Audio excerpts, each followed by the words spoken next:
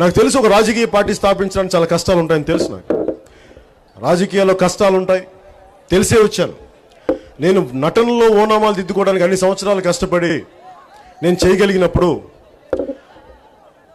సామాజిక స్పృహ ఉండి రాజకీయాల్లోకి రావాలనుకున్నప్పుడు లేడీకి లేచిందే పరుగనట్టుగా నేను ముఖ్యమంత్రి అయిపోవాలని నేను కోరుకోను. నేర్చుకుంటాను, శ్రమిస్తాను, సాటి మనిషి తాలూకు కష్టాలను అర్థం చేసుకుంటాను. అంతేగాని నన్ను ముఖ్యమంత్రిని చేసి మీ కష్టాలు తీరుస్తాననే వ్యక్తిత్వం నాకు దగ్గర లేదు. నా దగ్గర ఉన్న వ్యక్తిత్వం వల్ల మీ కష్టాలు నేను అర్థం చేసుకుంటాను, తెలియజేయనివ్వండి. పవన్ కళ్యాణ్కి ఏం సాధ్యపడద్దు జనసేన పార్టీ ద్వారా, మన ద్వారా, మనందరి నాయకుల ద్వారా, మన సైనికుల ద్వారా అది కష్టపడి చేద్దాం. నేను డబ్బులు సంపాదించడానికి రాజకీయాల్లోకి రాలేదు. ఉన్న డబ్బుని వదులుకొని సేవ చేయడానికి వచ్చాను. పదవిని ఆశించేవాడిని అయితే, కేవలం పదవి అనుకుంటే, ఒక తెలుగుదేశం పార్టీ పదవి నాకు ఇవ్వాలా, వేరే పార్టీలు ఇవ్వాలా? 2009 ఎన్నికల్లో 294 నియోజకవర్గాలకి 285 స్థానాల్లో పోటీ చేసిన రాజకీయ అనుభవం ఉంది మనకి. ఆ రోజే నేను ఒక ఎంపీ అవ్వాలనుకున్నా, ఒక ఎమ్మెల్యే అవ్వాలనుకున్నా, నేను అయ్యేవాడిని. నాకంత చిత్తశుద్ధి ఉంది, అంత త్రికరణ శుద్ధిగా పనిచేయాలి. నేను ఏమనుకున్నానంటే, నేను ఎప్పుడు నాకంటే అనుభవజ్ఞులకి గౌరవిస్తాను. 2014 ఎన్నికలకు కూడా ఎందుకు నేను ముఖ్యమంత్రి చంద్రబాబు నాయుడు గారికి సపోర్ట్ చేశానంటే, రాష్ట్రం విడిపోయిన తర్వాత చాలా సుదీర్ఘమైన అనుభవం ఉన్న నాయకులు రాష్ట్ర పగ్గాలను చేపడితే చాలా మంచిదని అనిపించింది. నేను నమ్ముతాను మనుషుల్లాగే. మనుషులందరూ చిత్తశుద్ధిగా, త్రికరణ శుద్ధిగా పని చేస్తారని మీ అందరినీ చూస్తే మీరు ఎలా పని చేస్తారో, మీరు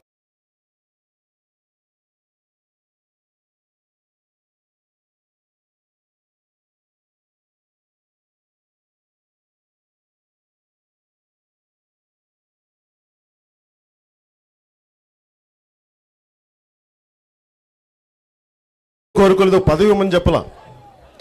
కనీసం మా జనసేన సైనికుల మీద కనీసం దాడి చేయకండి, కనీసం అదన్నా ఆపండి.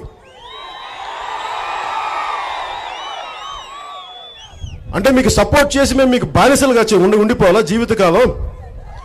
బానిసం ద్వారా నీ కాలు మొక్తారు ఉండిపోండి, అప్పుడు మీరు మమ్మల్ని కరుణిస్తారా? ఇది ప్రజాస్వామ్యం. మేము మిమ్మల్ని ఇష్టపడి మీకు సపోర్ట్ చేశాం కానీ భయపడి మీకు సపోర్ట్ చేయలా. మాకు మీరు అండగా ఉంటారు, ప్రజలకి వెనకబడిన శ్రీకాకుళంకి అండగా ఉంటారని, వెనకబడిన ఉత్తరాంధ్రకి అండగా ఉంటారని మీకు సపోర్ట్ చేశాం కానీ మీకు అండగా ఒత్తాసుగా ఉన్న మా జన సైనికుల మీద మీ ఎమ్మెల్యేల చేత, మీ వాళ్ళ చేత, మా వాళ్ళ మీద దాడి చేస్తే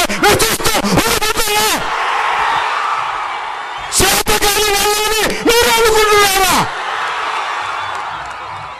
మాది సహనం, భయం కాదు, గుర్తుపెట్టుకుంటున్నారు. తల్లి బిడ్డ న్యాయంగా పోతాం. బతకండి, మమ్మల్ని బతకనివ్వండి, కానీ మేమే బతుకుతాం, మిమ్మల్ని అణగదొక్కుతామంటే ఉవ్వెత్తున ఒక కెరటంలో ఒక సునామీలా లెగుస్తాం, ముంచేస్తాం. ఆ మాట మర్చిపోకండి. ఇక్కడ ఎవ్వరూ మీ దౌర్జన్యాలు చేస్తా భయపడతా ఉంటే చేతులు కట్టుకొని కూర్చొని పవన్ కళ్యాణ్ లేడు, పవన్ కళ్యాణ్ లాంటి అలాంటి వ్యక్తి కాదు, చేతులు కట్టుకొని కూర్చున్న వ్యక్తి కాదు. మా జన సైనికులు కూడా అలాంటి వ్యక్తులు కాదు. ఎదురు దాడి చేస్తాం, జాగ్రత్త. మీరు ఇష్టానికి మమ్మల్ని బెదిరించకండి, ఇష్టానికి మమ్మల్ని కేసులు పెట్టకండి. మేము ప్రజా సమస్యల కోసం వచ్చాం రాజకీయాల్లోకి. మీలాగా అధికారం అడ్డం పెట్టుకొని వంచన చేయడానికి, దోపిడీ చేయడానికి, సహజ వనరుల్ని ఇసుక మాఫియా పేరు పెట్టి దోపిడీ చేయడానికి జనసేన పార్టీ లేదు. అది ఏమీ ఆశించకుండా సహాయం చేస్తే వాళ్ళకి వాళ్ళ కుక్క బిస్కెట్లు పడేసి 15 సీట్లు పడేసి ఇది వాళ్ళ అన్న మాటలు బాధ కలగదా? మనకి కోపం రాదా? మనకి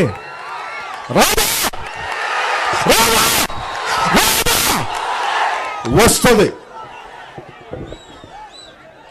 కానీ అంటే మీరు పడేస్తే భిక్ష వేయడానికి ఏమనుకుంటున్నాం? మేము జన సైనికులం, ప్రజల కోసం పనిచేసేవాళ్ళం. నేను ఇస్తాను మీరు తీసుకోండి, మీరు ఇస్తే మేము తీసుకునే వాళ్ళం కాదు. 2019లో మీ సహాయ సహకారాలు ఉండి, మీరు చిత్తశుద్ధిగా ఉండి, త్రికరణ శుద్ధిగా ప్రతి ఆడపడుచుని, ప్రతి ఒక్క చెల్లెలికి చెప్పండి, ఒక సరికొత్త ప్రజాప్రభుత్వం వస్తుంది 2019కి అని చెప్పండి. ఇసుక మాఫియాల పేరుతోటి దోపిడీ చేసే ప్రభుత్వాలు కాదు, కిడ్నీ నిర్మూలన చేసి, కిడ్నీ వ్యాధులు నిర్మూలించి అండగా నిలబడే ప్రజా పార్టీ జనసేన పార్టీ అని చెప్పండి. కష్టపడదాం, నేర్చుకుందాం. ముఖ్యమంత్రి గారు పుట్టగానే రాజకీయాలు వచ్చేసినాయా? కష్టపడి చదవాలా? అలాగే మనం కూడా కష్టపడతాం, మనం కూడా నేర్చుకుంటాం. నేను ఎన్ని మాట్లాడండి, పవన్ కళ్యాణ్కి పాలిటిక్స్ తెలియదు, కొత్తోడు తెలియదండి అని చెప్పి వీళ్ళేదో బాగా ఉద్దండ పండితుల్లాగా, అఖండ జ్ఞానుల్లాగా, అపారమైన అనుభవం ఉన్న వ్యక్తులలాగా ఒప్పుకుంటాను. అపారమైన అనుభవం, ప్రజల్ని వంచడంలో అపారమైన అనుభవం ఉంది, మిగిలిన దాన్ని ఒప్పుకుంటాను. సమస్యల మీద పోరాడదామంటే వైఎస్ఆర్సీపీ నాయకులు వాళ్ళు అసెంబ్లీకే వెళ్ళరు. మీరు అసెంబ్లీకి వెళ్తే కదా మేము ప్రజల సమస్యలు మాట్లాడితే మాకు అవసరం. మేము ముఖ్యమంత్రి అయితే అప్పుడులాగా అసెంబ్లీలో అనుకుంటే ఎలాగా సమస్యలు ఎలా పరిష్కారం అవుతాయి? నాలాంటి ఒకటి బయటకు వచ్చి, ఒక ఎమ్మెల్యే లేనాడు, ఒక ఎంపీ లేనాడు, బయటకు వచ్చి ఉద్దానం గురించి మాట్లాడినప్పుడు, ప్రభుత్వాలు కదిలినప్పుడు ఒక ప్రతిపక్ష నాయకుడిగా ఎంత కదిలించవచ్చు మీకు అర్థం చేసుకోండి. అలాంటిది నేను ఈరోజు చింతిస్తున్నాను. మిమ్మల్ని క్షమించమని అడుగుతున్నాను. ఈ రోజున నేను 2014 ఎన్నికల్లో పోటీ చేయనందుకు నిన్ను మనస్ఫూర్తిగా నన్ను క్షమించమని నేను అడుగుతున్నాను. క్షమించండి. కనీసం నాకు 5 మంది ఎమ్మెల్యేలు ఉంటే ఈ పాటికి ఉద్దాన సమస్యని నేను తీర్చిన అసెంబ్లీని ఆపేసేవాడిని. 5 మంది ఎమ్మెల్యేలు ఉంటే చాలు నాకు. అలాంటిది వాళ్ళకి అన్ని పదులు ఎమ్మెల్యేలు పెట్టుకుని కూడా చేయలేకపోయినప్పుడు ఖచ్చితంగా ప్రతిపక్షం తన పాత్ర నిర్వహించడంలో ఫెయిల్ అయిందని చెప్పి మనం తెలుసుకోవాల్సిన అవసరం ఉంది. అసలు మీరు దేనికంటే కేంద్ర ప్రభుత్వానికి భయపడుతున్నారు? దేనికి? ఓటుకు నోటా? ఓటుకు నోటు ఇంకో ఇంకేమన్నా మనకేం తెలుసు? లోగుట్టు పెరుమాళ గరిక, పెరుమాళ చెప్పాలి. నేను కోరుకునేది ఒకటే,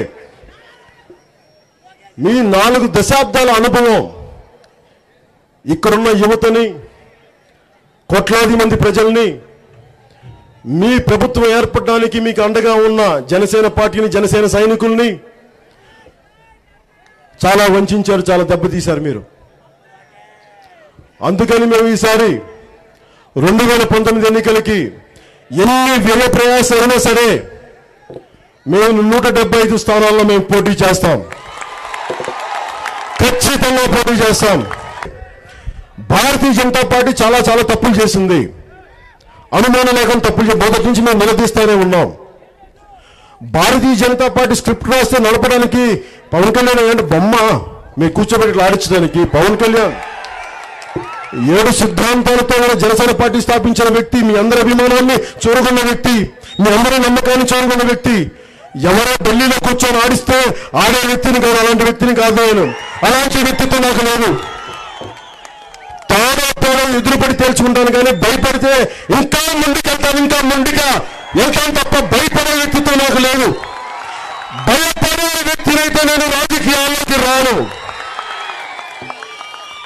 10 సంవత్సరాల ఓటమిని భరించిన వాడిని, 10 సంవత్సరాలు రాజకీయాల కోసం, ఒక సరికొత్త మార్పు కోసం నిల్చున్న వాడిని, ఈరోజు మీ ముందున్న వాడిని. దేశానికి దండ పోరాటం అని మేము ప్రజలు నిర్ణయిస్తారు. మీరు ఎక్కడో దూరంలో టెంట్ల కింద కూర్చొని మేము మాట్లాడే ప్రజాక్షేత్రంలోకి వచ్చి మీరు ఒకవైపు రండి, నేను ఒకవైపు వస్తాం. ప్రజాక్షేత్రంలో గెలుచుకుందాం. స్పెషల్ కేటగిరీ స్టేటస్ కోసం ఎవరిది దండ పోరాటం మొదటి నుంచి ఒకటే మాట చెప్తాం, ఎవరి తెలుగుదేశం పార్టీయా, జనసేన పార్టీయా, వైఎస్ఆర్సీపీ పార్టీయా అని మనకే తెలుస్తుంది. నా మీద మనకు కేసులు లేవు, నేను దోపిడీలు చేయలేదు, ఇసుక మాఫియాలు చేయలేదు. వాళ్ళు భయపడాలి, మనకేంటి భయం? దేనికి భయపడతాం మేము పోరాటం చేస్తాం. 175 నియోజకవర్గాలు అయిన తర్వాత వాళ్ళు మీరు ఎంత ఇస్తారు నేను పక్కన నేను ఆమరణ నిరాహార దీక్ష చేయడానికి నేను సిద్ధపడి వచ్చాను. ఈ రోజున మర్చిపోకుండా మాట కలిసిపోయి కష్టమైనా సరే, ఎలాంటి బాధలకు గురైనా సరే, ఎలాంటి దాడులకు గురైనా సరే 2019 ఒక సరికొత్త రాజకీయ వ్యవస్థను మనం ఏర్పాటు చేయబోతున్నాం. వీడియో నచ్చిందా? అయితే ఓ లైక్ వేసుకోండి, లేదంటే ఓ కామెంట్ చేయండి. ఎప్పటికప్పుడు మా వీడియోస్ చూడాలంటే సబ్స్క్రైబ్ చేసుకోండి.